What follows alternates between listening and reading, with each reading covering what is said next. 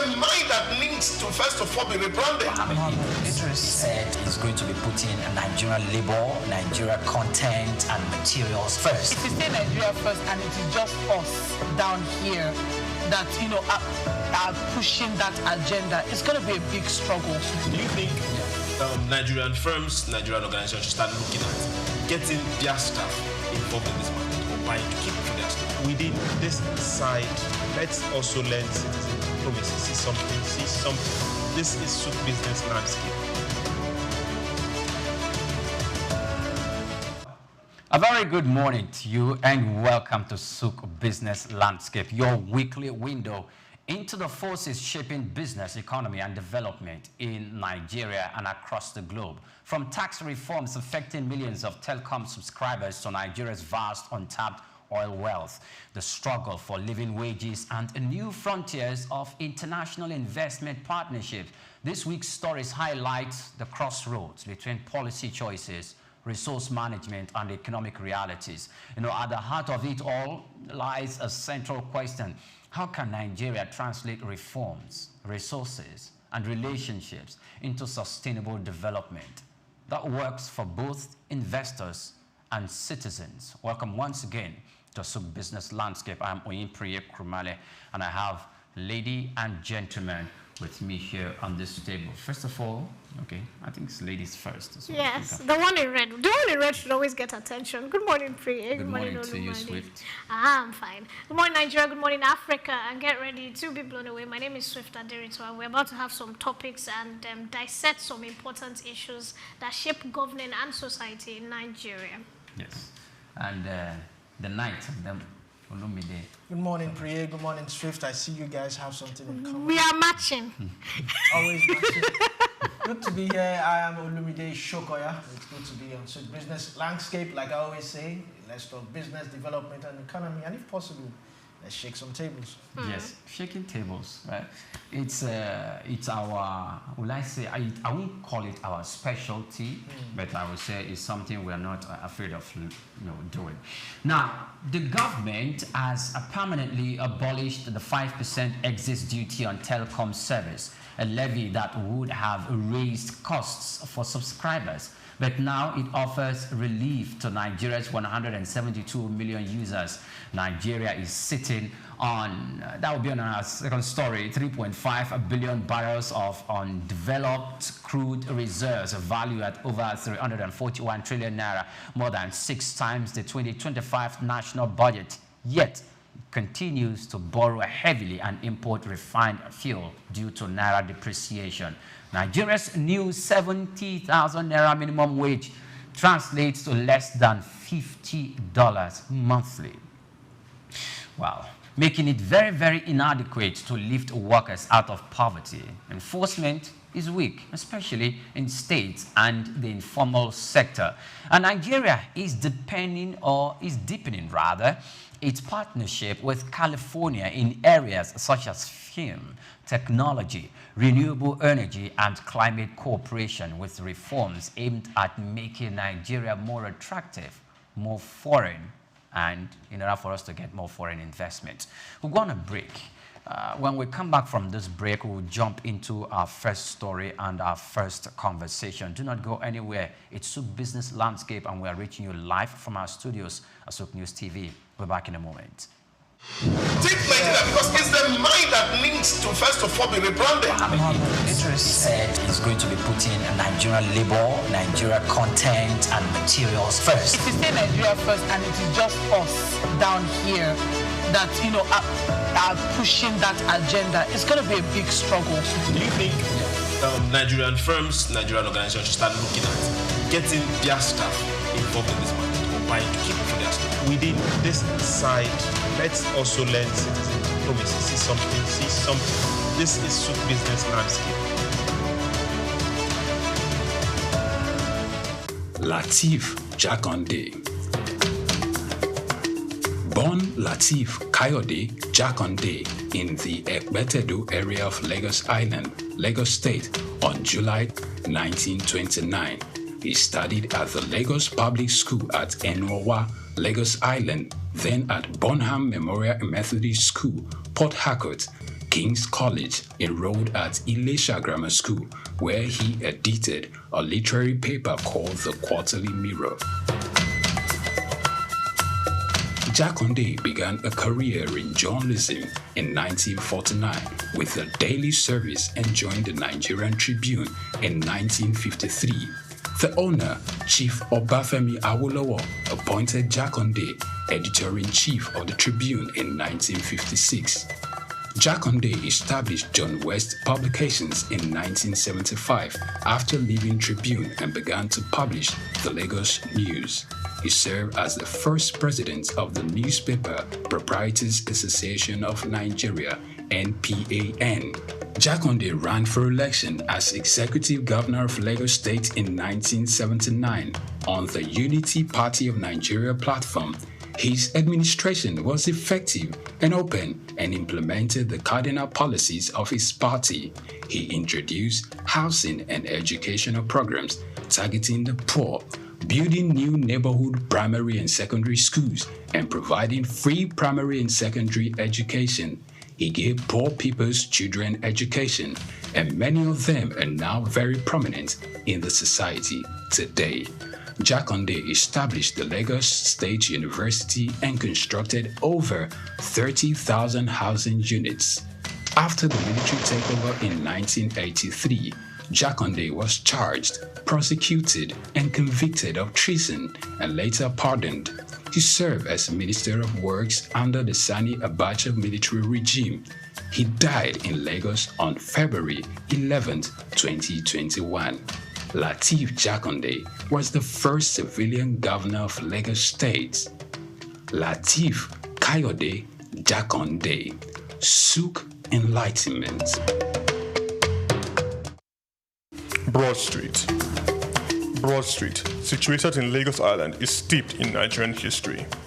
Once the biggest financial hub of the country, it housed the headquarters of major banks, linked the CBN, the stock exchange, and the loads of lender companies. Broad Street is a historically significant street. It has played a central role in the development of Lagos and history, an important commercial and administrative center for the British colonial authorities. It was also a home to some of the city's earliest modern buildings. Broad Street was a residential area in the pre-colonial era. With the British came the Methodist Boys High School in 1878 and the Broad Street Prison in 1882, renamed Freedom Park. The General Hospital, which was a British military hospital, was built in 1893, being the first general hospital in Nigeria. The old British Secretariat building, which is now the Federal Ministry of Justice, was built in 1906. Broad Street has seen a full turn into modern commercial office blocks, complexes, skyscrapers, and markets from the outer marina through Akpombo early into the Adeniji Adele Road. Broad Street is one of the busiest streets in Nigeria on weekdays, where commercial activities take place day and night. From modern buildings to ancient structures, this street gives one a raw dose of life in Lagos. Broad Street is often referred to as Lagos Financial District. It boasts a mix of architectural styles, reflecting its long history, colonial-era buildings, Victorian and Edwardian architectural features, alongside more modern skyscrapers and structures. Broad Street remains a vital, vibrant part of the Nigerian economy. Broad Street. Souk Enlightenment. Take Nigeria because it's the mind that needs to first of all be rebranded. Minister said he's going to be putting Nigerian labor, Nigeria content and materials first. If you say Nigeria first and it is just us down here that, are pushing that agenda, it's going to be a big struggle. Do you think Nigerian firms, Nigerian organizations should start looking at getting their staff involved in this market or buying to keep for their staff? Within this side, let's also learn citizen diplomacy. See something. This is Souk business landscape.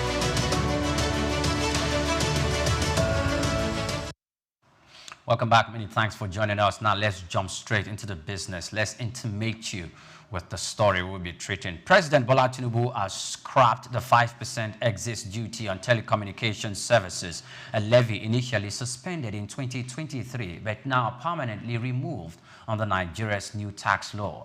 The Nigerian Communications Commission Executive Vice Chairman Dr. Aminu Maida confirmed the decision in Abuja, noting that it would ease cost pressures on the country's 172 million subscribers and support growth in the telecom sector.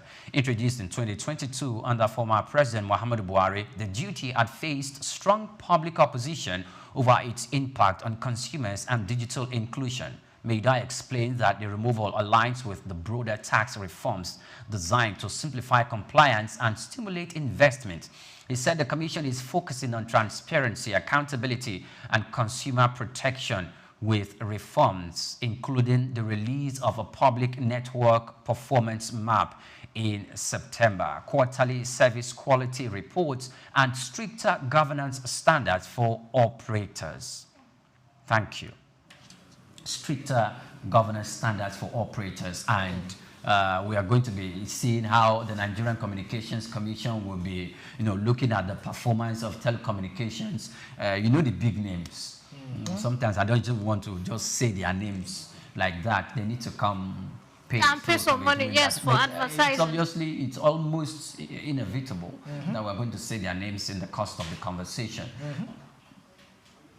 Let me take our minds back to when the 50% increase came forth and they were assisted, or the Nigerian Communications Commission, exhibited some form of understanding when the telecom operators complained excessively. The reason why overhead cost is quite overhead expense is quite on the high side, yes. And how they have not upgraded their equipment, and the lack of upgrade of their equipment is one of the reasons why we've not been getting the quality of service in calls, in data, in network when you're browsing, and that this increase will be used to actually facilitate that project. And we remember that they've told us they are importing billions of dollars of worth of equipment coming to the country. The last time I read about that was that, it's stranded in an IC as a result of some challenges.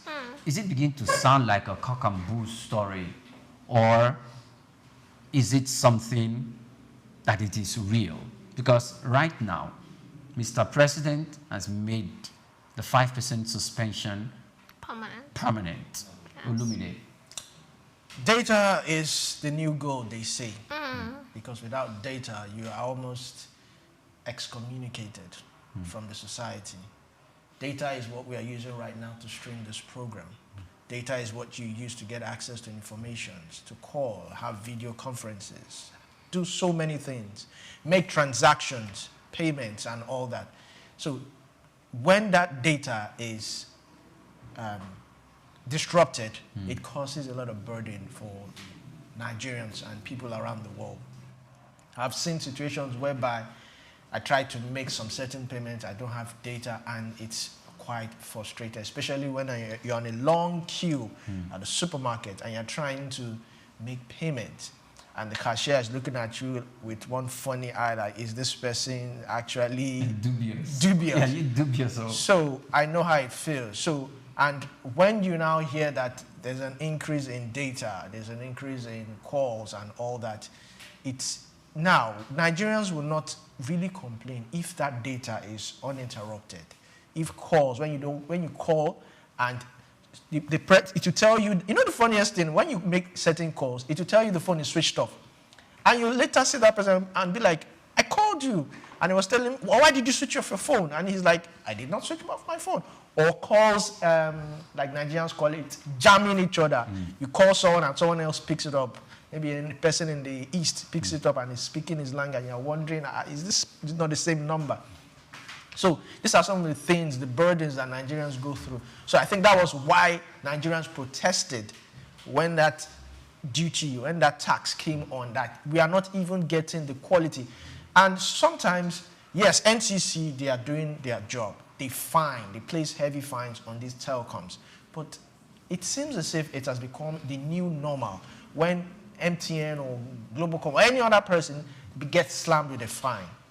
Now, these fines are supposed to deter them from or to compel them to give uninterrupted services. But it seems like these fines, whether they actually settled front door or back door, we have no. But I feel there should be stricter measures to be placed on these telecoms, because whether you like it or not, Nigerians deserve the quality of service that they are paying for. So I like the fact that President Tinubu has removed this. There's no excuse anymore. Yes. The fact that we are using outdated or substandard equipment speaks a whole lot about these telecoms. They are making a whole lot of money. Reducing, changing from per minute to per second. They are making a, you make a call, whether the person hears you or not, they will deduct. In the era of when you want to, now, okay, fine, now the telecoms and banks, institutions, financial institutions, they've parted ways. So whether you want to do any transaction on your phone, whether it goes or not, they will deduct that 6 naira. Even if it tells you that this transaction was not completed, the deduction has already been made. And you begin to wonder that why is this happening? I've seen situations whereby I've loaded data and I had to go and call customer care, and you hear so many stories, and it's quite... So the onus now is on these telcos. They need to sit up. But this fee that was removed, I'm looking at the cons of it. I hope these telecoms will not come with some hidden charges and try to make, you know, some extra money because something has been taken away from them, which is bringing succor to them. So they want to, you know, try and see how they can, you know, play a bit of smartness on Nigerians. But all in the same, NCC needs to hold them accountable. If I were to recommend anything, I think suspension or something should be done. Maybe that would keep them on their toes. Okay. Swift. Yes, boss. My take. Take. All right, so the first thing I want to say is the fact that this 5% actually was established in 2020 according to the Financial Act, and the reason was to boost government economy, government revenue. So them taking away the 5%, we need to agree that a bit of government revenue is shaking. I am very unsentimental towards most of the mobile service providers. The only mobile service provider I'm sentimental towards is the one that is owned by a Nigerian, and there's a reason why. From the inception, these other people showed us that they were not here for us, they were here for business. I remember having the misfortune or the bad luck at that time of owning a mobile device. You had to load 1,500 naira credit, and by the end of the week or 2 weeks, if you did not use the credit, it was taken away. Within a month, if you did not load 1,500 or 3,000 naira, your line was taken away from you. That was how mean these people were, and it was per minute. I think it was about a 50 naira per minute. So if you made a call, it went through, it did not go through. If you were flashing somebody at that time, and it picked. you just see people shout say, yeah! Why did you pick the call? 50 naira. Now, by the time our very own brother from Nigeria, Glo, came in, they came in with per second, because then people that used to travel were saying, look, it's not like this over there. It's you are billed if you have 10,000 naira on your mobile device. If you don't use it for a year, your 10,000 naira is still there. It was looking like English because we were recharging at that time. Now we know how much these people are making. One of the brands has, I think, the second or the third highest paid executive in Nigeria. For you to be the highest paid executive in Nigeria, it means you are raking in a lot of money on behalf of Nigerians. You cannot say business is bad, but every day they are fighting to increase tariffs. Every day you load data, and it's like water. Overseas, if I load 5 gig, 8 gig, my friends are in the UK, America, when they load 5 gig, 5 gig will last them for a month. It will spill over into the next month. In Nigeria, you load 5 gig, leave your phone on by mistake, and go to bed. It's as if Wish and Wizard just, oh, guy is very proud. Let's help him too. It has become, it's sad.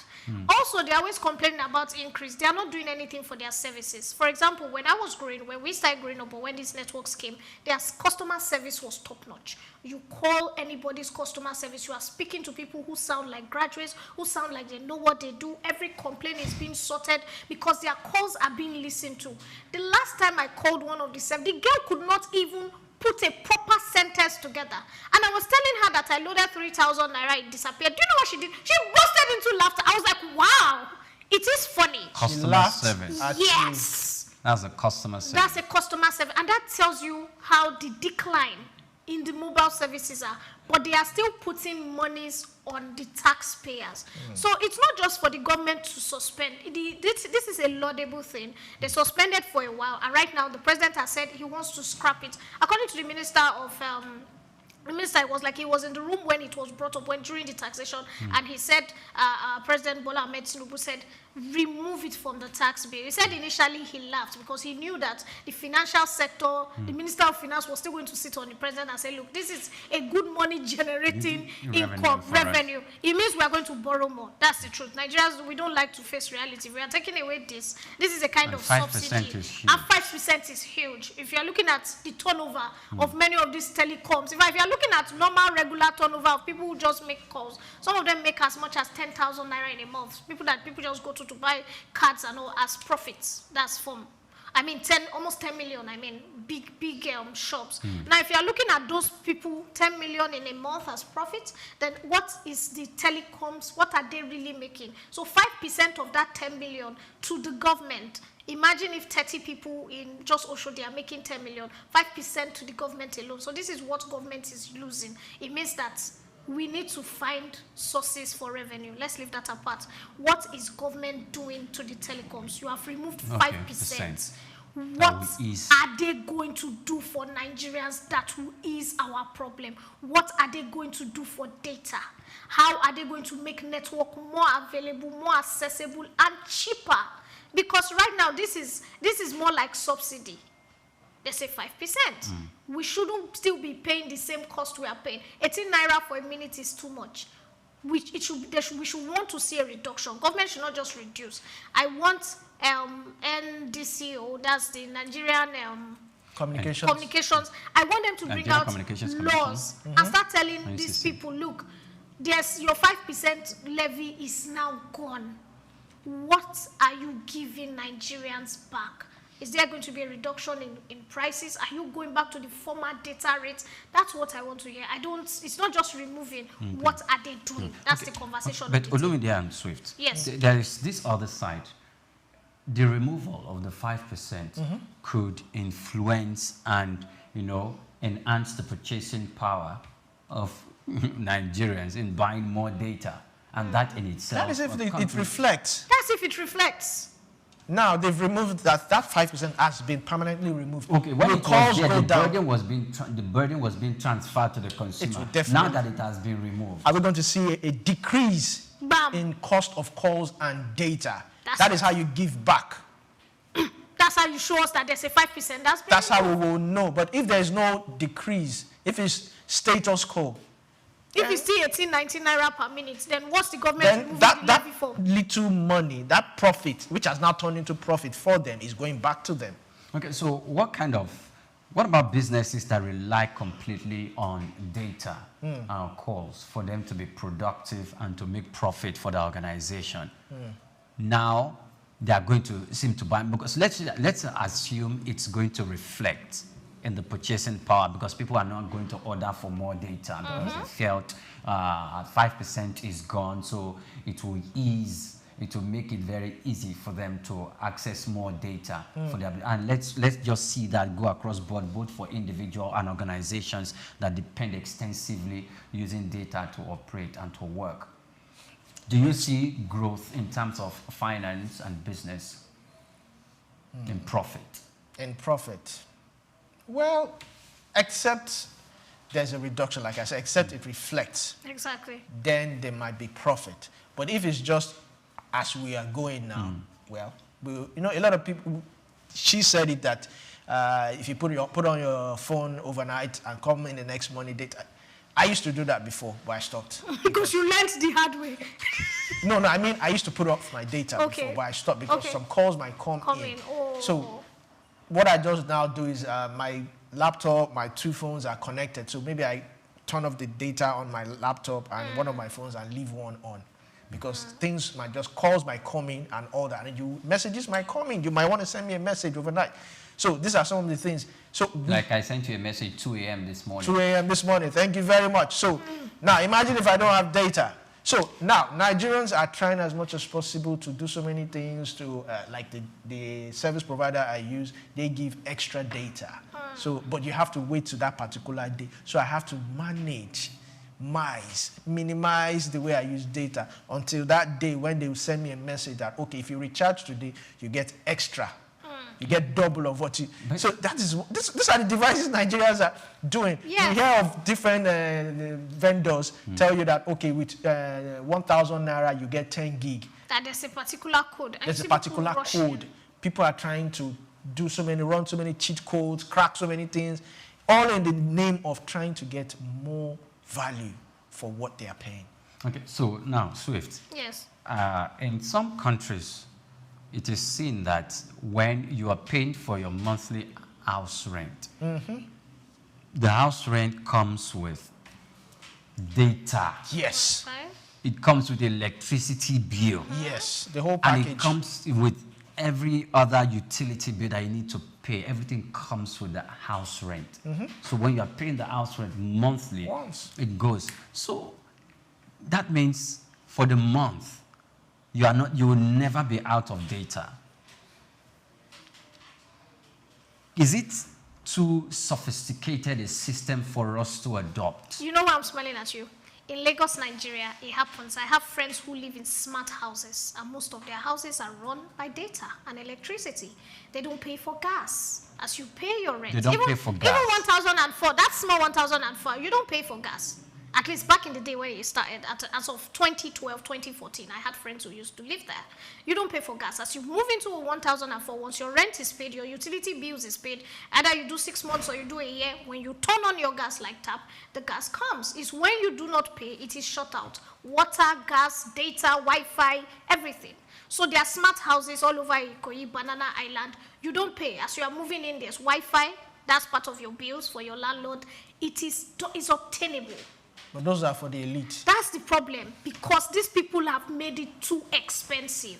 There were some networks at a time that were going to universities and they were having open browsing areas. So maybe when you go to the sports complex, if you just connect with the particular network, you have that particular network on your phone, you can browse for free. It's not a big deal. Overseas, those are part of the CSR initiatives that network providers are bound to give. So I walk into a media house, for example. A network service is bound to give us data because we are sharing information, we are propagating you, and people need to know what is going on out there.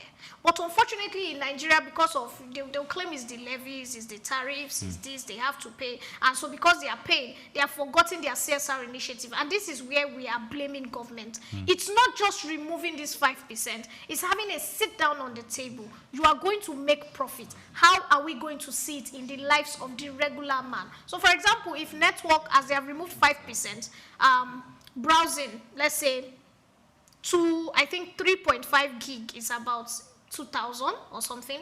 If that falls to 1,000 naira, then it's going to reflect on the girl, the POS girl. Because if she's paying less for data, instead of 100 naira, she may give me 80 naira to collect 10,000 naira. And so, or 5,000 naira. If I'm seeing 80 naira or I'm seeing 50 naira, then at this point, Nigerians are now seeing the result of the 5%. But the challenge I have with this administration is, as the government keeps pushing SOCO, we are not seeing it at the inflation, the inflation rate for the common man. So they push in SOCO, they push in tariffs, they push in a 5%. Doesn't reflect. Because these people are not doing the right thing. If the network service providers do not reduce their charges, there's no way I'm going to see the 5%. I will continue paying what I was paying when it was 50% or 10%. So Okay. that's the And you know, problem. Yes. you said it earlier on that they have this issue of outdated equipment. I mean, we did a topic No, on actually, that. not outdated equipment. They wanted to carry upgrade. out maintenance activities and upgrade in the equipment Yes. that will. If you remember provide- also, they were talking about going to alternative energy. They're trying to source because the cost of local energy is getting higher. So they are trying to go into solar.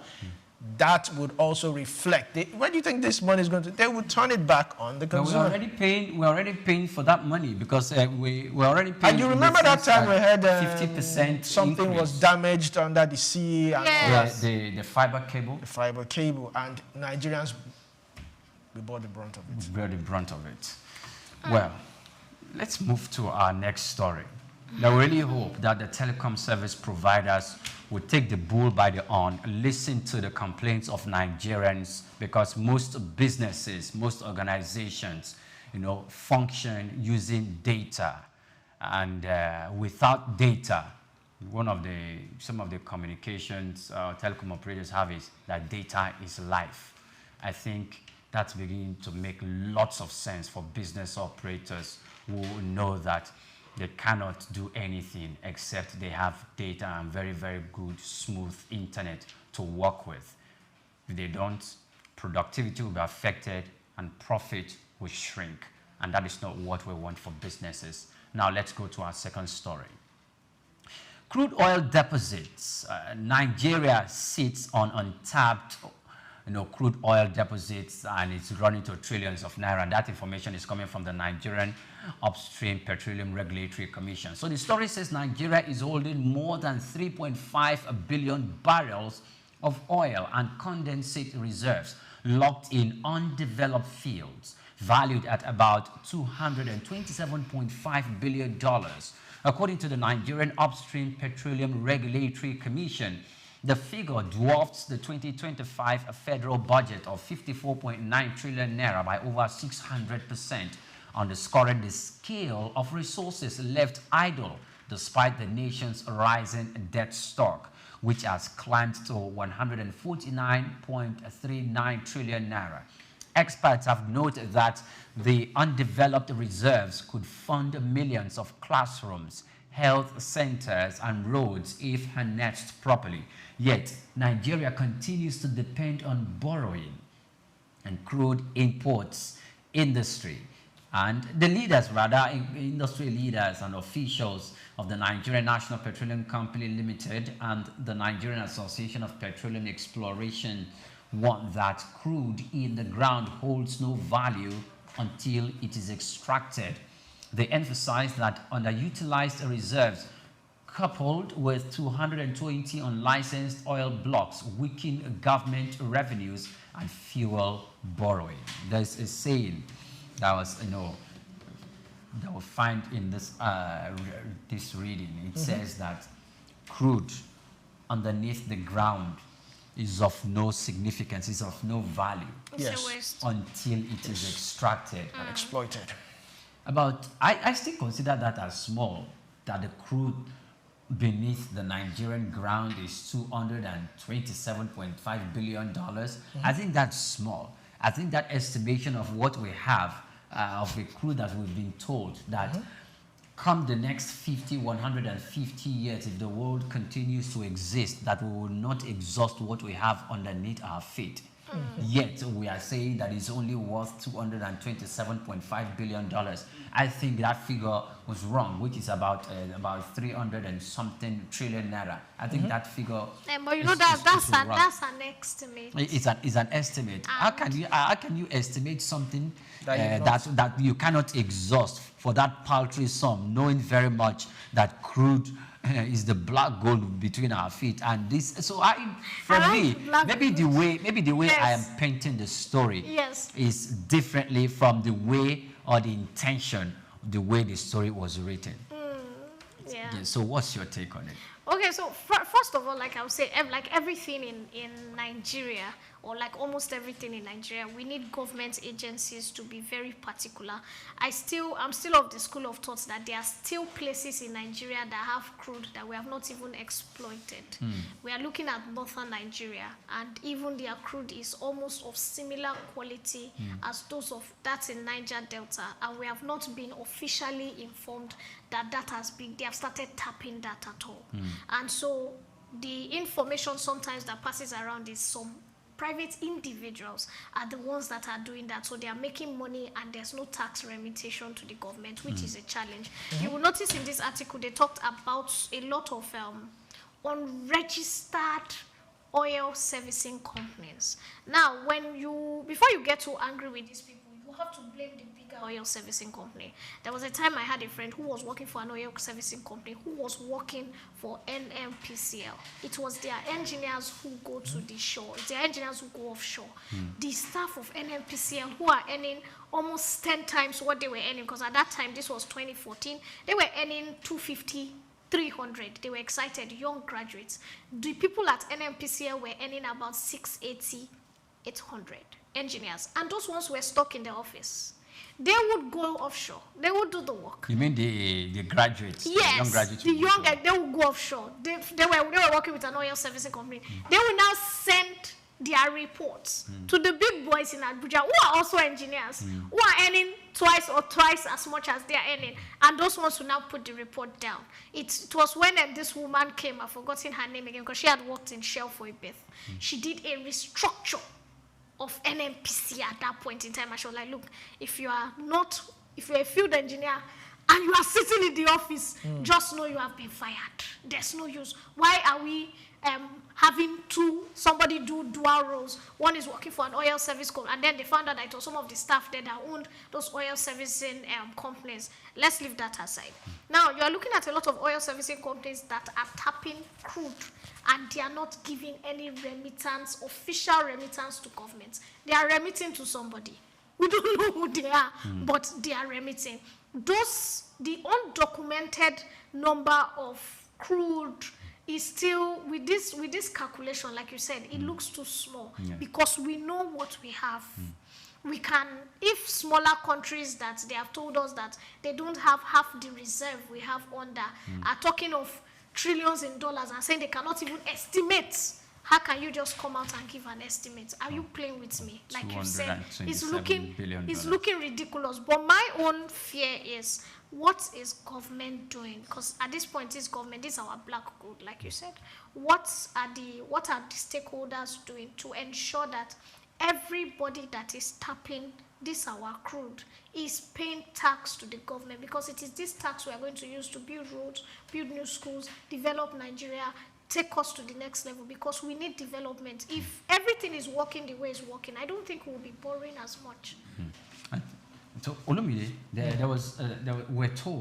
we've been told that sometime 2 weeks ago, if not 3 weeks ago, that the government, NNPCL, was warning some people who have been given licenses to run oil blocks, but they left it idle. Yes. And that if they do not get back to work to get their hands dirty to make sure that those oil blocks are functional, those licenses will be withdrawn. And that means if those oil wells are not operated, the saying that was said that crude underneath our feet has no value until it is extracted, until it is explored, refined to meet the economic and business needs in society. So could this be pointing to people, like she said, who have been given licenses to operate but have not really taken advantage of it? Or what exactly are we looking at here? Before you point hands or accusing fingers or point or tell someone you have something in your eye, you need to check your own eye. Now, this is a government whereby for years we've not gotten the right figure of how much NNPC is making. And when one new person came up, he said the only thing we can do is to sell this thing. And Femi Falana said, no, you cannot. And he came back and said, okay, we cannot, we will not. And we are saying that, oh, we've given licenses to people. If you do not do this, if you don't, the NNPC and the other ones, the moribund ones, are they operational? How many refineries can actually refine fuel? Bam. We always say Dangote. But they are the NNPCL, it's like almost at the regulators. If the regulators cannot even get their own industry or their own sector, they will call that an allegation. They will call that an allegation because they feel like, hey, the government has done well by giving you a license to run and operate an oil well, but you have not done the work that you're supposed to do because there are rules and regulations that govern owning an oil well. And you've been given the license to own and to operate one. But you left it idle and you're not working. That does not mean that the regulators should not speak. All right, so let's. So if the regulators speak, you cannot continue to, you cannot begin to accuse the regulator that you've not done your own work yourself. So are you regulating yourself properly? That would be like you're passing the buck. So, all right, so let's look at it. We have about, according to reports, 220 oil blocks that are still on license. Nigeria is supposed to be Africa's largest oil producer. We are. Okay, yes, we are. Like we always say we are. But yes, like they always say, we still have a lot of unlicensed oil blocks and the rest of them. Now, some of these places you have given out, what's the security apparatus of that particular place? We also have we've seen situation whereby oil exploration has gone on in certain places and the community came out to cry that this is what they are experiencing. Yes. What brought about the Niger Delta?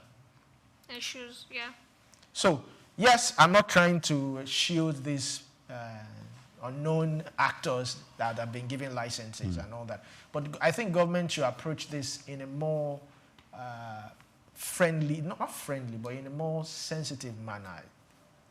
You cannot just say these people, okay, fine. The fact that they have been given licenses, they are supposed to get their hands dirty. And with that, maybe fuel will reduce by the time they start to explode. But it seems as if most people even prefer, even the people working in NNPC, we've been told, yes, allegations that they have a blending machine in Malta. And they are taking this thing out and bringing it back to sell to Nigerians. So it's a whole lot of web that we are caught in. It's a whole lot. I am of the support that we should not even, why are we always depending on oil? We should diversify. But if we are going to look at oil, look at Saudi Arabia. Look at what they are doing. They have oil, right? And look at the city. Look at how they've been able to manage their resources. People always go there for so many other things. I mean, it's mind-boggling when we call ourselves the giant of Africa, the largest oil producer, the this, the that, and we are not living up to these titles. Okay. So, what needs to be done? Yes, the government should try as much as possible to liaise with all these oil refineries or whoever have been given these licenses to see how they can meet themselves in the middle, because yes, I want to put my money. Yes, I've been given a license. Yes, I go there and I drill. Yes, I drill, I find oil. Doc will always say, do we even have the expertise to actually refine? It's one thing to have an oil block, but do we actually have the technical know-how, the skills, the engineers that we are not going to bring, not expatriates, ones in Nigeria? Because most of these companies, most of these oil companies, they would bring people in. Even Dangote, how many Nigerians are working for him? No, a lot. It's just a lot of foreigners are heading because of the Nigerian situation. If you leave a Nigerian in charge of your business, except by God's grace, he will crash it. No, he will not crash it. No. But that's debatable. See, there was an association. Let me tell you something. There was an association of African leaders who sat down. We are talking of Kenya, Angola, Liberia, and they were all business entrepreneurs, and they all talked about their first businesses, that they put their countrymen in charge, and it crashed. When I was growing up, we had cola, we had a lot of products that were African products. What happened to them? In Benin, we had cement companies. My mother used to have a friend who was heading one of the cement companies. Do you know what he did one Christmas? He took 20 trucks of cement to his village and dashed it out. Okay. And that company folded. Those cola products, they folded. Do you know why they did that? Because people were giving drinks to their girlfriends. Okay, so The just ones that are standing now, it is because they eventually removed Nigerians from the helm of affairs. No. We know. Wait. We know what our problem is. Hold on, I'm about to finish this. Now, if you look at service providers, there's a Nigerian service provider that I paid more than 8 months ago. I don't want to call their name on air. I bought their router. They came to install and they installed a bad router for me. I have been calling them. I had to call them out on social media. Then they became afraid and they came. After they replaced the router, they now sent me a bill that I was going to pay for that router. Now, if you look at our sister companies that are from South Africa and all that, they are very particular. If you make one call, they will say, let's escalate. By the time they escalate, you are talking to a Lebanese and Indian person. They say, no, we cannot do that immediately. 24 hours, they have turned up at your business place because they know the importance of you, a customer, complaining. But Nigerians say, what's in the soap? I'm not joking. I think it's just a few bad eggs. I'm not joking. Even these people that sell television. So just there's a particular one at Sanusi Fafua. Okay. The people that are in charge, their GM is always seated in their site. Once you go there to make a complaint, my TV I bought, installation, they are telling you we don't take money for installation. We are bringing the car right to your house. In fact, as you are getting there, the general manager is calling you as you have paid. Whether you are paying 100,000, whether you are paying 1 million for the TV, it is the same service. What if it's a Nigerian in charge? I'm sorry. Most of us will say, how much did you pay? Okay, great. Now you've made your point. But however, I'm sorry to have to make the point. Yeah, you have to make this. We have to make this very clear. There are more than 1,001 companies in Nigeria, being run by Nigerians, in African countries, and are also abroad that are being run by Nigerians and that are doing excellently well. I agree. So, and corruption, incompetence, and inefficiency is not peculiar to Nigerians. It's a human factor. There are foreigners that are incompetent. We agree. There are people that are incompetent and the color of their skin is irrelevant. There are people, Asian brothers who come and establish companies in Nigeria and most African countries. They bring in most Asians from their country. China, Japanese, they bring in them and they put them at the end of affairs as managers who are supervising Nigerian graduates. And when you dig deep into the profile, when you dig deep into the profile of these foreigners that are brought to come and supervise Nigerian graduates, some of who are holding their master's degree, BSc, or coming out from the Polytechnic, or even a PhD degree, and you run the profile of the foreigner that is coming to supervise them, you see that most of these foreigners don't even have university degrees. We agree, but no, they are just not a moment, emotional. just a moment. No, we're not being emotional. What I mean is, when they do their work, they are not emotional. Yeah, so no, I know, but it's not I catch you committing a crime. I'm not emotional. Sorry, Swift, just a moment. These people, yes, in the execution of their own jobs, have not shown competence either. And you've seen the job practically being done by Nigerians and by Africans, and their bosses will take the glory. Of course, the bosses will take the glory because they are supervising. However, when you look at it who actually got the work done? So more Nigerians and Africans are doing excellently well out there, and their companies are on the top chart. Recently, some new Nigerians have been appointed as government officials, even in the United States, in the UK, and in other foreign countries. So we cannot say if it's a Nigerian that has been appointed to head an organization, it runs. Yes, we know that there are bad eggs, but it's not peculiar to Nigeria. So I don't think we should look at that. No, wait. I want to ask you a question. No, wait. Olumide, please forgive me. How many Nigerians do you know that they are general managers and they sit in the lobby or the reception. They don't need to sit in the lobby to get the work done. When you go to the biggest Chinese restaurants in VI, they don't need to sit in the restaurant lobby. come and serve you. All right. They let their guests come. When you are done, you are getting something they'll wrong. ask you, how was the service? So they are getting something wrong. Look, there's something doctor said a long time ago. He says if you go on any ship, you see Filipinos. And there's a reason why. They were brought up to serve. Even when you are a general manager, you are brought up to serve. Our mentality is once you have gotten to a certain place, you are head presenter. You don't need to talk to the younger presenters anymore. No. You're a big boy. If they see you, they need to say good morning, sir. I don't think that's the right assessment of Nigeria. Let me react to this.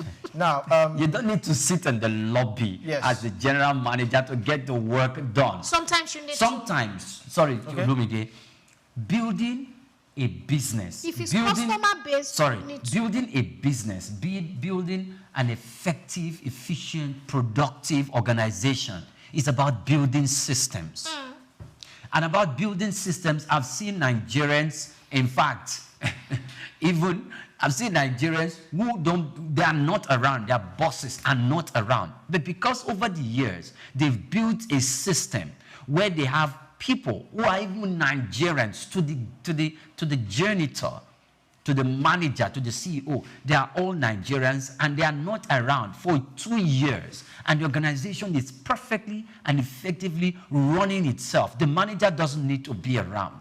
So that's about building a system. If the Lebanese and the Filipino feels the right and the most effective way is to sit at the lobby by your person to run your business, and I think that is somewhat myopic and would not hold sway in the current dispensation of running a business. I just wanted to point that out before we bring in Olu. All right, so the reason why I wanted to chip in is that if you go for interviews nowadays, they will ask you, can you work under pressure?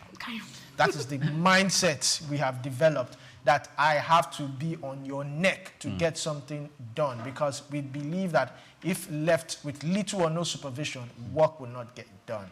I've worked in institutions whereby people just play around, and when the boss is around, there's this eyesight that everybody's just working fast, busy, trying to pretend like they are doing things. And I've worked in an organization that I never, for once, saw the head of that particular station.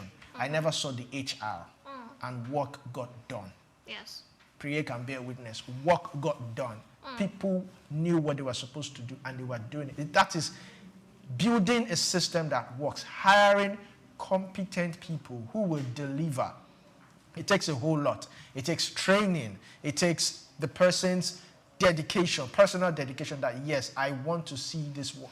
And for Nigerians, if you believe that you would own a certain business one day, trust me, you would not mismanage the one that has been given to you to manage. It's just a mindset. If you are thinking Nigeria. It's just a mindset. So as a manager, you don't necessarily need to be there, because it has been said, as a CEO, if you have to be monitoring your business 24/7, then you have not built a business. You have not built a strong business. You have not built any system. You should be able to build a system whereby, whether you are asleep or awake, your business is moving. That is building a legacy.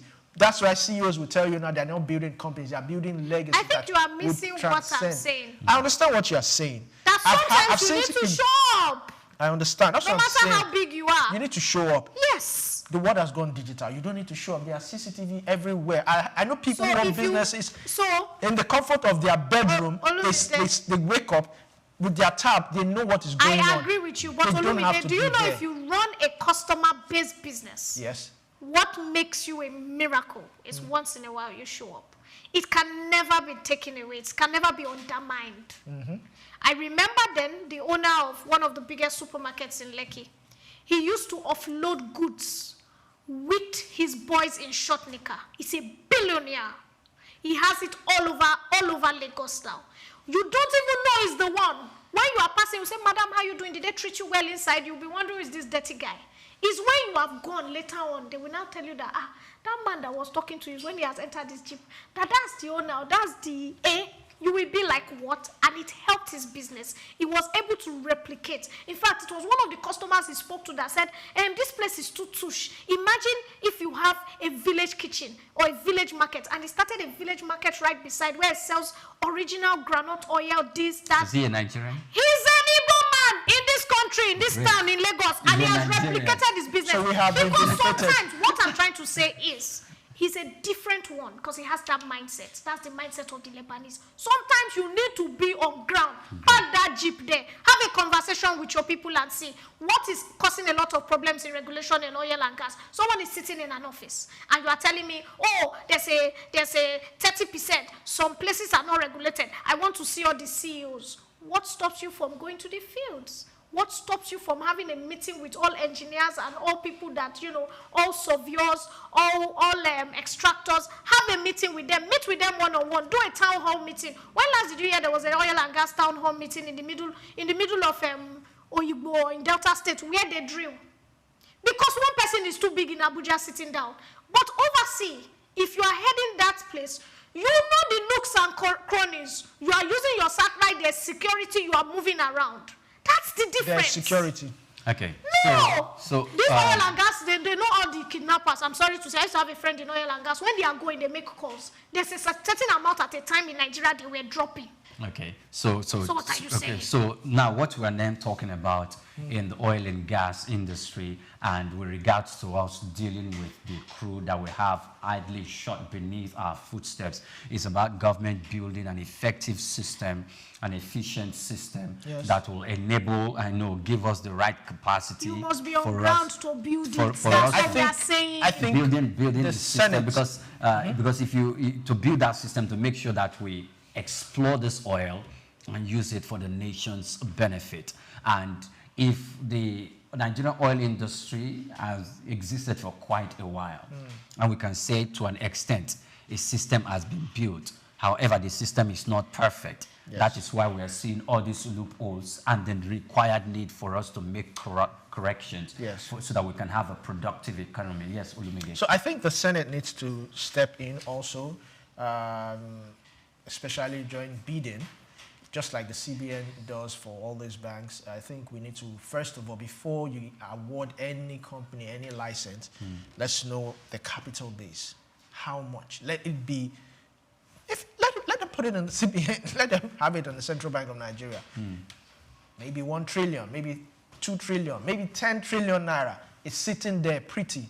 So we know that, yes. Even the banks can't do $1 trillion naira for now. They are doing 500 billion naira. Yes, but what I'm saying is let's see your record to know that, okay, in a 10-year span, you can actually operate this oil well. You can actually drill. You can actually refine if possible. So that we know we are not just giving you license. Because sometimes when they award this license, this person got this license for 1 trillion naira. He sells it to another person for 5 trillion naira. He makes 4 trillion naira and he's out of it. Whether the other person does what he refines it or not, drills or not, it's not his business. It's out. But according to the law, it's not transferable. It's not transferable. No. And even if it's going to be it's not transferable because the regulatory authorities would have to recall the license because they can't give it to a third party. Okay. So I'm so sad that we don't really have like an authority on oil and gas. A friend of mine was telling me something, and he was like, "Look, that's throughout, Daisy Alison Madwike, she has brought out some of the best, that she revolutionized the system. Yes, she had her own flaws. Why was she able to do all that? She had worked in Shell at that time. And when you work in such organizations, there's international standards. You know what's happening. You employ the capable hands. So when she came in, the truth is she actually brought a lot of capable hands. There were no emotions. At that time, too, this was brought to the table. If you are not drilling, in fact, she gave them between 6 months and a year. A lot of people's licenses were revoked. And they knew because they were working on the field. They knew the people that were not drilling. They knew the people that just collect these oil wells and use it as, some people use it as collateral.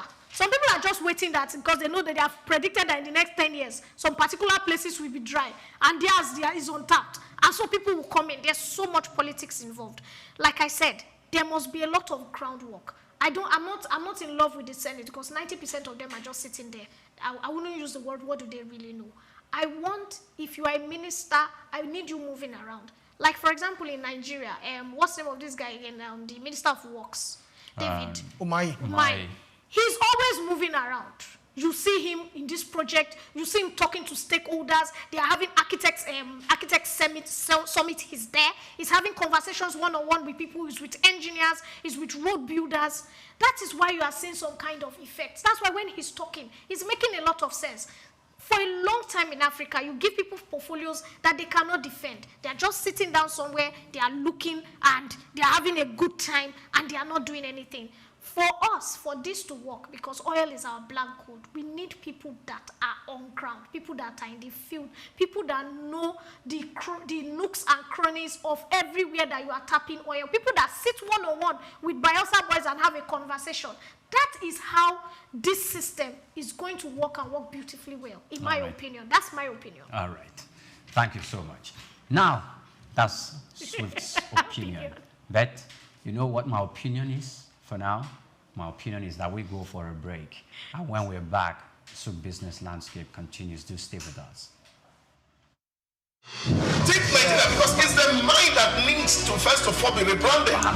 He said he's going to be putting Nigerian labor, Nigeria content and materials first. If you say Nigeria first and it is just us down here that, you know, are pushing that agenda, it's going to be a big struggle. Do you think Nigerian firms, Nigerian organizations should start looking at getting their staff involved in this market or buying to keep for their staff? Within this side, let's also learn citizen diplomacy. See something. This is Swift Business Landscape. Dr. Zak A. Adedeji, whose leadership has significantly transformed Nigeria's tax administration, is a distinguished first-class graduate in accounting from the prestigious Obafemi Awolowo University, Ile-Ife, and he currently serves as the chairman of the Federal Inland Revenue Service, FIRS. I firmly believe in the wisdom encapsulated in his statements. Revenue growth is the lifeblood of a nation's economy, providing means to fulfill essential duties to its citizens. These words capture the core principle that will guide us as we navigate the challenging terrain ahead, ensuring that our nation thrives and fulfills its obligation to its citizens. In our pursuit of greater fiscal future, we are determined to align ourselves with President Bola Tinubu Extreme Fiscal Policy and Tax Reform Committee. This collaboration will enable us to shape the prosperous fiscal landscape that will empower our nation's growth and development. Born on January 8, 1978 in Ogbomoso, Oyo State, Nigeria, Dr. Adedeji is an accomplished accountant and public officer with extensive expertise in corporate taxation and public finance. His journey in public service began in 2011 when he was appointed as Commissioner for Finance in Oyo State. In that capacity, Adedeji introduced transformative financial reforms, most notably the establishment of the Treasury Single Account (TSA) to streamline government revenues and expenditures. In March 2021, President Muhammadu Buhari appointed Adedeji as Executive Secretary of the National Sugar Development Council (NSCDC).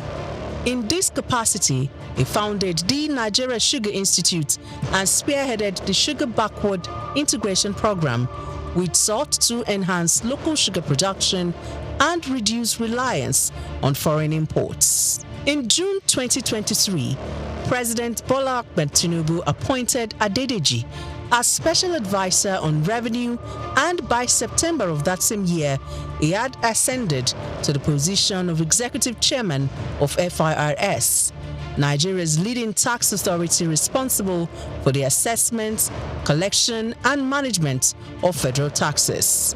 The focus will be on these indirect taxes, so that as long as you consume, you have to pay. As long as you have interest on your investment, you have to pay. And this is echoing Mr. President's message that we are not going to tax the seed, but we are going to tax the fruit. The fruit is what we focus on.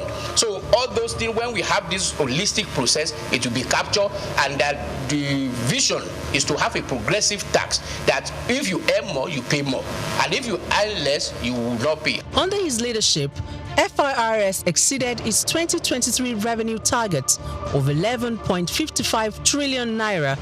As chairman of FIRS, Dr. Adedeji implemented a performance-based system aligning with the service's new slogan, simplifying tax, maximizing revenue. Dr. Zaka Adedeji has done incredibly well in transforming and reforming the tax processes and procedures in Nigeria. In a little over a year being at the helm of the affairs of the tax body in Nigeria, we have seen a significant improvement in revenue generation. His policy of not crumbling business with taxation is something that also needs to be applauded. Zaka Adedeji philosophy is taxing fruits and not the seed, and taxing prosperity, not poverty. Because if you look at the fiscal landscape of Nigeria in the past 10 years, you find that businesses have struggled to live, and that has led to the exit of so many businesses from Nigeria. But with this new reform, we're saying that the businesses will profit from the reform processes, and that will mean more business for Nigeria. We will have a lot of foreign inflow in terms of foreign direct investment that will actually drive the process of economic growth for the country. And I think he has done so well, and he deserves a kudos, especially for taking the giant stride to restructure FRS for efficiency, for accountability, and for value for money. He has also made the welfare of the staff a top priority, fostering a positive working environment that has brought smiles to the faces of FIRS employees nationwide.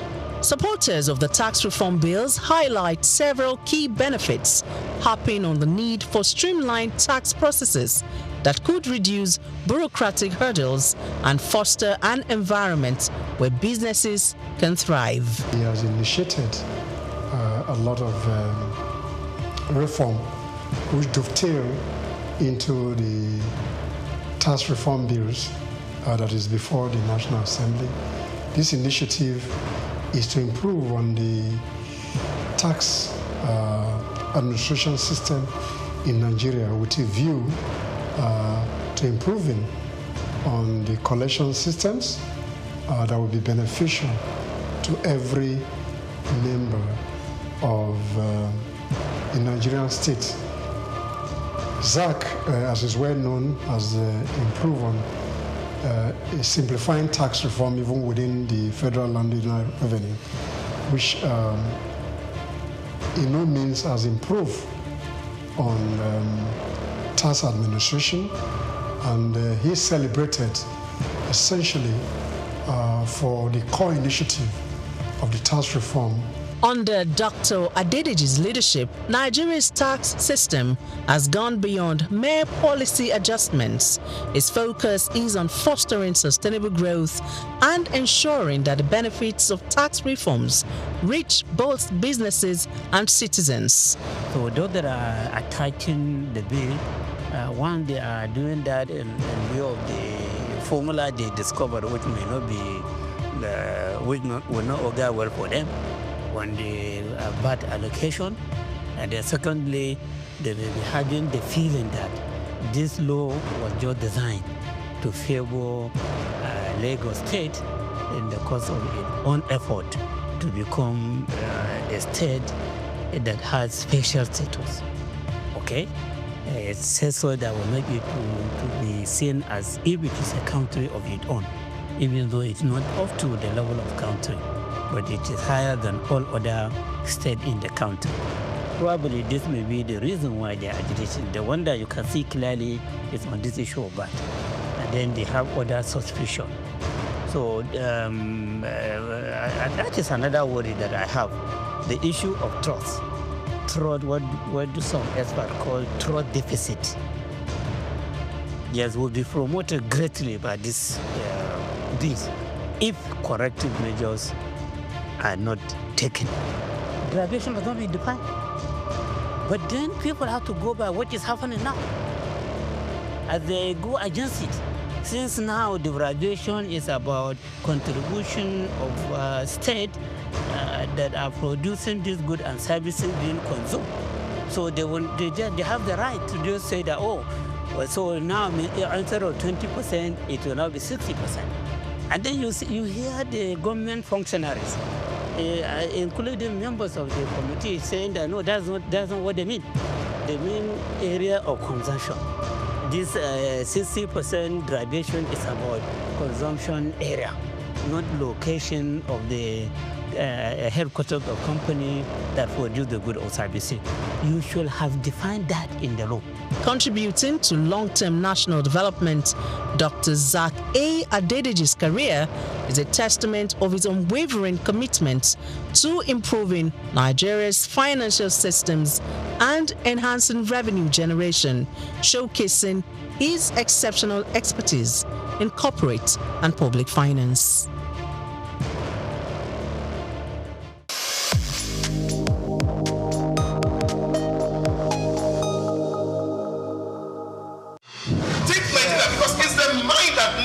First of all, be rebranded. Lateef said he's going to be putting Nigerian labor, Nigeria content and materials first. If you say Nigeria first and it is just us down here that, are pushing that agenda, it's going to be a big struggle. Do you think Nigerian firms, Nigerian organizations should start looking at getting their staff involved in this market or buying to keep for their staff? Within this side, let's also learn citizen diplomacy. See something. This is Souq business landscape.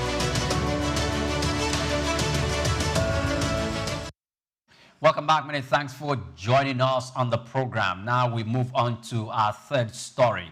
The United States has said that Nigeria's new minimum wage of 70,000 naira has lost value due to currency devaluation, making it worth only about $50 or $47.90 per month and insufficient to lift workers out of poverty. The report noted that many states have refused to implement the law, citing financial constraints, while weak enforcement has left most workers unprotected.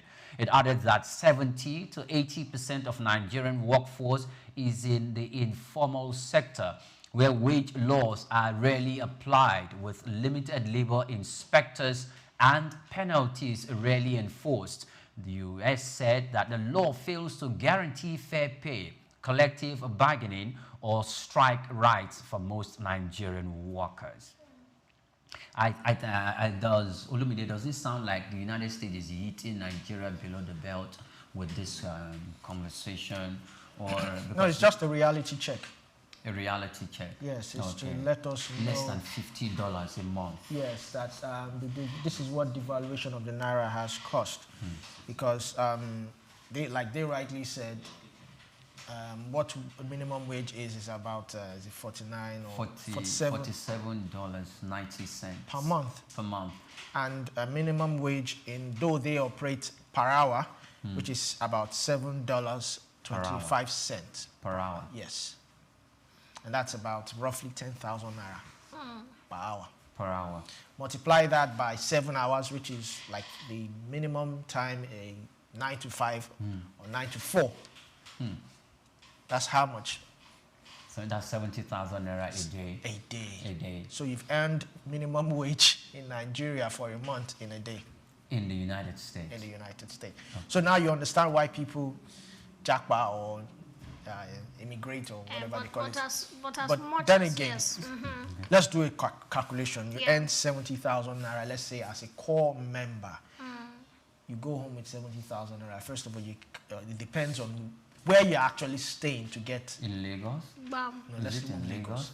Because where do you want to even get a house that you will be able to pay out of 70,000? How much do you want to save out of 70,000 to pay rent? Let's say you save half. Hopefully, if you're able to even save half of that, that's 35,000 times 10. That's 350,000 naira.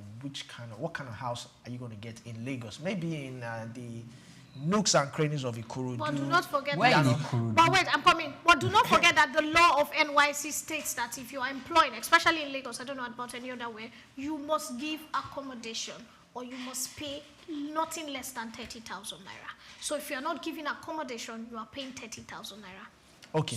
So factor. So let's remove the core factor, members. no, I want you to factor in. So that's 100,000 naira. Yeah, that's what I'm saying. Let's remove the core members. Now, let's look for a typical person that just earns 70,000 naira. Yes. So where would you get a house of 350,000 naira in Lagos? That's why I said let's even remove Lagos. There are a lot of houses in Lagos for 350,000 naira. I live in Oshodi. Oshodi? Yes. It's self-con. That's what I'm saying. It's called cut your coat according to your cloth. With all social amenities, water. See, let's be realistic. Even on the island, how many water do they have? How many people have water on the island? So you have to buy water. We buy water. The house I live in on the island, we buy water. So, okay, good. I like that one. So now, let's say you are left with 35,000 naira to feed in a month. What are you going to do? How are you going to spend that? Transportation, transportation might take half of that, maybe 10 or 15,000 naira. You are left with how much? 20,000 naira. Transportation for a month? Where? I'm being modest. I'm trying to. You're being very, very immodest. Immodest positively. Like you have really come down 30,000 naira in Lagos. Okay, no, just a moment. Sorry. I do 40K if I cut my coat very well according to my size. Yes. For a month. 5 days. Transportation. For transportation. Yes, if I cut it well. Alone. So there's a timing if it's a conditional statement, you know. That's what I'm saying. There's a timing that if I leave the office, I get bus to Oshodi for 500 instead of 700, 1,000. Okay. There's also a timing if I leave my house on my way here. So very early in the morning before 6, bus from Oshodi to Obalende CMS is about 500. Okay. So it's a timing. That's why some people work with timings. Some people also that work on the island and live in Ikorodu, you pack for the week. So you know that you are going to be in the office or you're going to be with a friend that stays around. So it's called cutting your coat according to your size as you are building your resume for the next level. My friend that is a teacher recently, hold on, she was teaching in a private school that she was earning 40,000. Okay. Why did she earn 40K? Why did she agree to earn 40K when regular schools pay 80? Because they were teaching the British curriculum and she needed to learn that. She just got a new job that she's earning about 270, but she had to teach there for a year or 2 years. And that's what a lot of people don't understand. I'm not trying to defend anything, I'm sorry, but there's a time that you must pay your dues. There's a time you must learn. There's a time you must intern. You must sharpen your skills so that you can get the next job for the next level. So it's called timing, like I told you. But many times I work here, am I ready to sacrifice and work a little further to get that 500 naira bus? Sometimes I'm tired. But if I put myself to it, I can actually work within that range. Instead of paying 80K for transport that I do, I can make it a 40K. All right, so we've not even talked about feeding. We all know in Lagos, to get a good meal. Food is no, I can't even talk about food. To get a good meal, I cook for home. I don't buy food. No, wait. Now, if you're going to cook from home, you must have all the food stuff. It's not like going to the market to buy pepper, grind it, and cook stew with nothing, with no rice, beans, yam to eat. It's if you have the luxury, you've already stocked your house with food items. But if you are the typical worker who is just on the go, to get a good meal, we are looking at nothing less than 2,000 naira. You are right, if not more. 2,000 naira is almost even trashy. That's just one meal. Wait, so let me just put something before you move on. 2,000 naira, not in the eateries or the restaurant. No, not the eateries. I'm talking about like 7,000 plus. Yeah, no, because we need to point that out. Yes, you can go on. We're talking about bread and beans with maybe just two. No. For wisdom, always look for yam and eba. Yes. No. So that's filling. Let's be practical. Let's be practical. Wait. Yam stuffs the belly. I learned that early. Rice where you go chop before you walk out from where you've eaten your meal. Let me give you an example.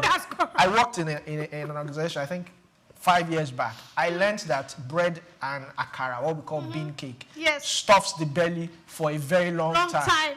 I used to buy rice, beans, and I see my other colleagues buying bread and akara, and I'm wondering that why is this guy eating this? Until I tried it. Akara was very thirsty. Until I tried it one day. Now the trick is when you eat that bread, don't drink water before that time. Make sure you eat it, finish, then you take water. It fills you for that day. These are snacks that to survive in Lagos. 9 to 5 workers have gotten used to. Also yam. Yam and maybe beans or yam and akara. And you won't sleep on your desk. Well, Bro. that's between you. and the slave. So, okay, this is how workers are trying to cut costs. Yes. I don't know how many people are eating 2 meals even right now. Not talk of 3. 3 is a luxury. People are even trying to eat 2 meals. 1 in the office and probably 1 at night. Yes, And some just take 1 per day. Maybe that's why you see people eating a heavy meal. You go to canteens and you see someone loading a amala and the rest. And you're wondering what's going on. Is this person going for a For walk? the purpose of our international viewers, when you say eba, fufu, amala, we need to tell them what exactly that is. It's a Nigerian meal. A Nigerian meal. Starchy food. That we roll up. And it's tasty. Maybe when you come to the country, you can. Sometimes I've even discovered that to cook at home, sometimes it's more expensive. No, because you are doing it the wrong way. So like I tell you, look, so there was a time in my life I used to buy tomatoes. I'll buy 2,000 naira tomatoes, and in a week, stew is gone. And then a friend of mine told me, have you heard of Mile 2 night market? And I said, what's that? She was like, don't worry. After office, I'm going to the market in the night. When you close, just brush there. The tomatoes you will buy for 2.5. Mile 2 night market. Nice. And no fungi and all that on that tomato. Why is it cheap? Okay, why is it cheap? So basically, there's a timing they bring their tomatoes fresh in the morning. Now they know people are already leaving. So some people who are probably planning to travel or whatever, they just want to sell off. Then they have local farmers from Ibadan or who bring the smaller baskets of tomatoes. Okay. Those ones who want to sell off and leave early in the morning. So you get those ones for like 2K, 3K. For that one, in fact, when I buy those 2,000, 4,000 naira tomatoes, it takes me for a month. So from Surulere, I journeyed to Mile 2 to get. That's what I'm saying. 1,000 naira Potatoes, tomato. listen, potatoes are cheaper. So if at the end of the month you put your feeding cost 10,000, 12,000, you make a list. That's why we did economics, scale of preference. You make that list, you enter that market, you will find out what you are buying. That oil you are buying from the roadside, that this is cheaper. So if you buy a 5-liter oil, it's about 10 to 12,000 naira. That thing lasted me from December to June this year. You don't cook a lot. Good. No, I cook a lot. That's what I'm doing. I use a lot of oil. Yeah, Now, if I'm buying one bottle of oil, it's 2.5. Yes. That bottle of 2,000 oil in 2 weeks is gone. So do the math. Okay. But all this is is based on storage. We're not talking power yet, because you can actually have cooked before. Okay, so just a moment, gentlemen. I can see Swift giving out tips and Iyaloja-like kind of tips on how to survive. And Olumide, suit and tie and jacket, he does go to the kitchen a lot. And obviously we are saying all that. But let's look at this from different perspective. We all arrived at this junction from the 70,000 naira minimum wage. You are right. Most countries that we look at, one thing they take care of and the people can just go on is food. Yes. They take care of food and transportation. Yes. Yes. And you see Nigerians, you say they are working there and they get paid $7. And let me tell you something, some Nigerians and Africans will take up 2 jobs to get that. Yes. And when they travel back home, they become big boys. Because of the exchange rate yes. of the money, the dollar and the naira. And say what, 7,000? They do $7 per hour. Per hour. And before you know, for 7 hours in a day, they've done how many dollars? Almost $70. Yeah. So let's just say $49 or something. 7 hours. 49. So how much is that? That's our minimum wage. 70 for a day. Yes, doing that for a day. It's because of and if the they power. do it for 20 days. It's because of the power of the dollar. No, I know. There's something I'm trying to. That's where I'm pointing to. I'm talking about how these governments in other climes have been very, very efficient in using the taxpayers' money to build a system whereby access to food, essential part of life, access to transportation, cheap transportation, by building railroads that you can take to work. You can walk For example, in Ogun State, and you live in Ogun State and you're working in Lagos, and a train can just shoot you down in 45 minutes down to Lagos. You are not late for work and shoot you back. They calculate their time. They know when they are supposed to meet a specific bus in a specific bus stop. And a good government had built these systems in place. If essentials of life had been taken care of, it looks as if every other thing in life has been taken care of. Why don't we have such systems existing here? Let me impute this. This minimum wage that we're talking about in Nigeria, the informal sector is not captured in this. Whereas in US, everybody is the $7 yes. is in the informal sector. Yes. $7. Informal sector. Yes, that is if you take a job in an outside government, outside in an eatery, a salon. That is $7. But 70,000 naira we're talking about going to apply in a company or something. It's not the informal sector. Yes. You know, hairdresser will pay an apprentice or whatever 70,000 naira. I don't know how many homes are paying their maids or their cleaners 70,000 naira. 40K, they hustle up. So the informal sector is not captured. I wanted to say something. If you are dividing 70,000 naira by 31 days, that's about 2,225.80 naira. For a day. Per day. And that is like how many hours? From 8 a.m. to wherever, see, in Nigeria, whatever. 8 to 5, 2,000. Let me tell you. So the guy who goes to carry Dompo at the street corner gets more than 2,000 naira a day. It's a discussion we need to have. I always tell people, bus drivers, technicians, mechanics, they are richer than the BSc owners. Yes. They all own their personal houses in Ikorodu. You are just wearing suits and you are living on rent. Like you are not their mates. At the end of the day, when push comes to shove, all this English you are speaking, you'll be very ashamed of yourself.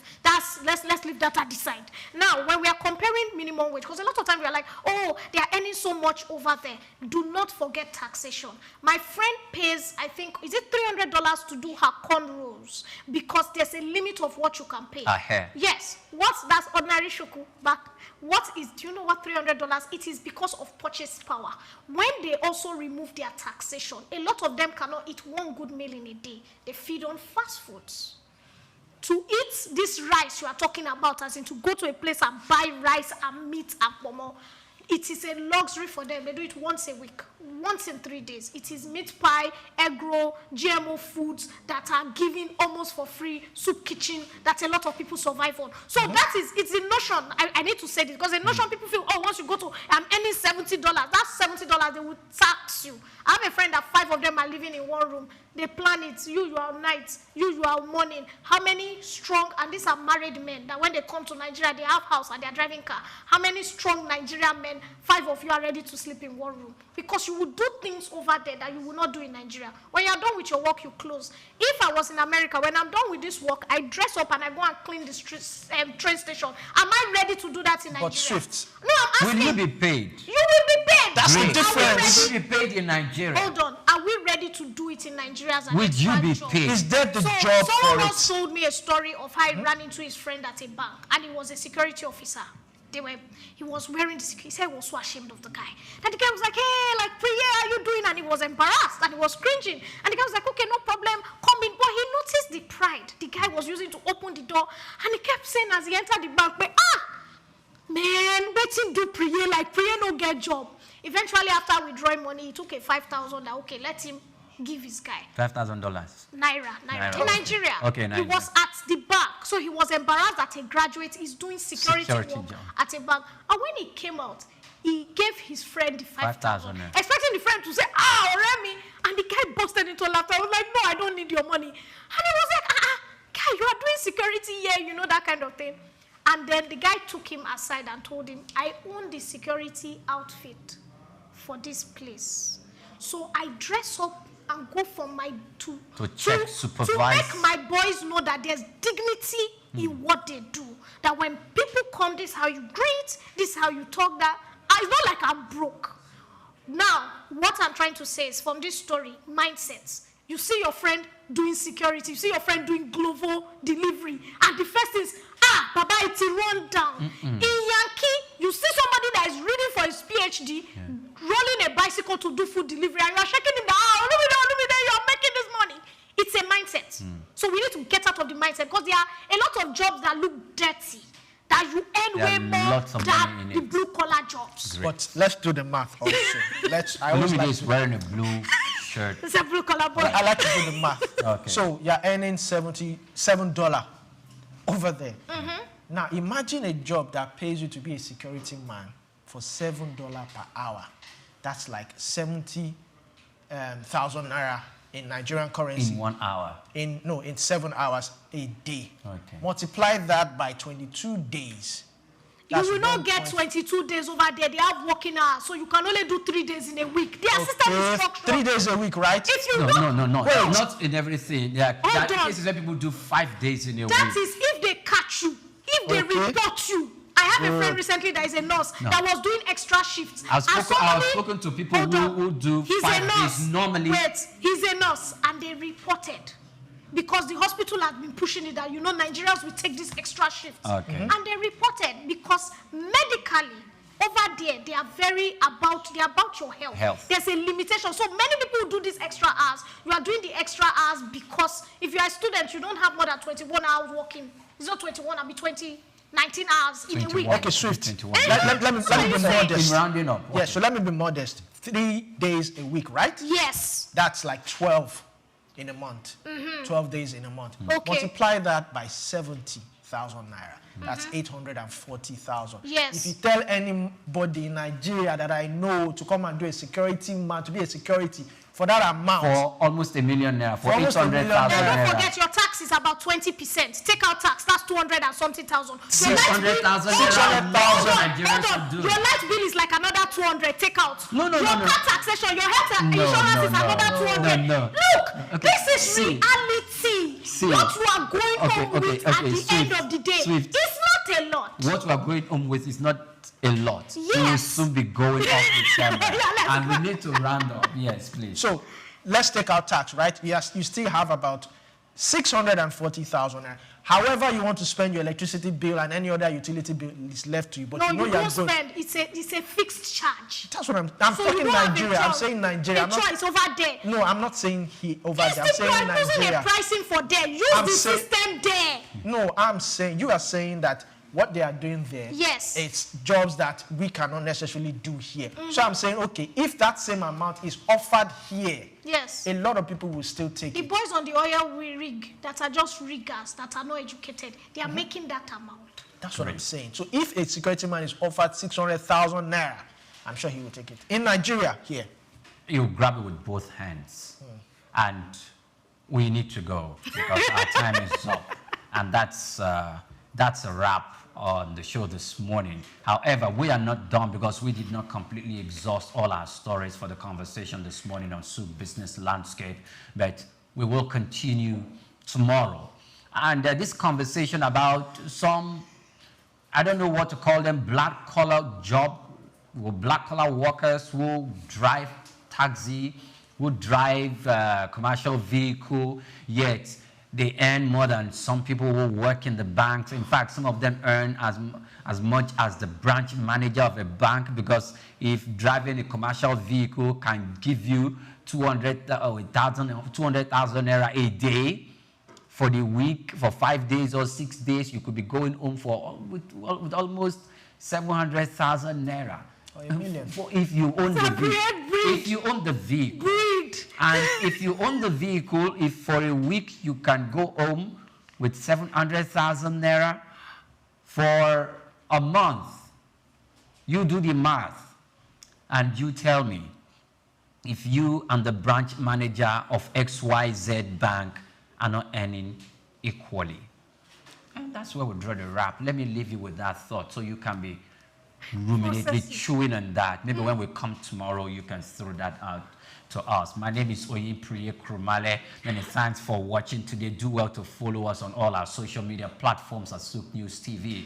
And from my left. Yeah, so that's how your brilliant conversations have to do with brilliant minds. I always tell you, challenge yourself every day. Think African, buy African, be African, and love your country. I love Nigeria. My name is Swift Aderito. Have a beautiful day. It's been a pleasure staying with us on Souq Business Landscape. I'll leave you with this thought. People have always said that one source of income is not always advisable. So we are Nigerians, we are used to, we know how to go the extra mile to make extra source of income, but do it legally. I am Olumide Shokoya. Bye for now. Take Nigeria because it's the mind that needs to first of all be rebranded. Idris said he's going to be putting Nigerian labor, Nigeria content and materials first. If you say Nigeria first and it is just us down here that, you know, are pushing that agenda, it's going to be a big struggle. Do you think Nigerian firms, Nigerian organizations should start looking at getting their staff involved in this market or buying to keep for their staff? Within this side, let's also learn citizen diplomacy. See something. This is business landscape.